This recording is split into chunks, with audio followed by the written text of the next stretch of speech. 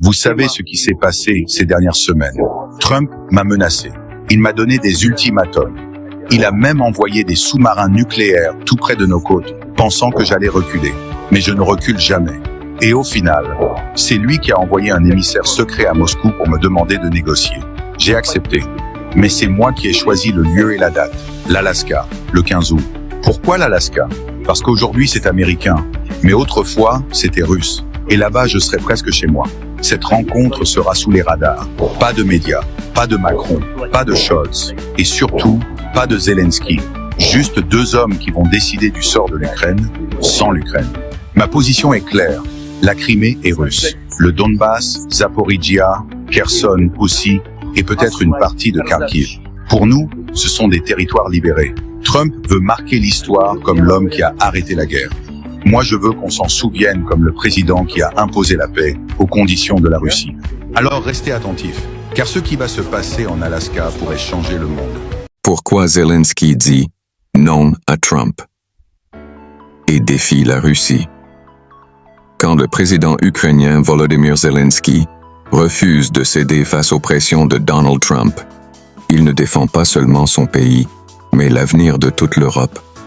Découvrez les coulisses explosives d'un bras de fer diplomatique qui pourrait changer le cours de l'histoire. Ces dernières semaines, le monde a retenu son souffle. D'un côté, Volodymyr Zelensky, président de l'Ukraine, symbole d'une résistance qui dure depuis plus de 3 ans. De l'autre, Donald Trump, revenu au pouvoir aux États-Unis, prêt à imposer sa vision, quitte à bousculer ses alliés. Entre eux, une tension palpable, nourrie par des intérêts qui semblent irréconciliables. Tout commence à la veille d'un sommet inédit, une rencontre entre Trump et Vladimir Poutine, prévue en Alaska. Les rumeurs circulent. Washington préparerait un accord choc. L'idée? Céder à la Russie certaines parties du territoire ukrainien en échange d'un cessez-le-feu immédiat. Mais pour Zelensky, cette proposition est inacceptable.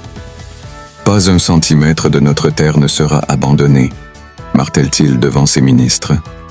Il dénonce aussi un plan inspiré du modèle de la Cisjordanie, des territoires sous contrôle russe, mais toujours officiellement ukrainiens.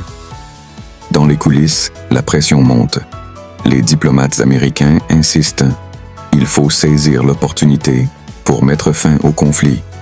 Mais Kiev craint un marché de dupes qui gèlerait la guerre au profit de Moscou.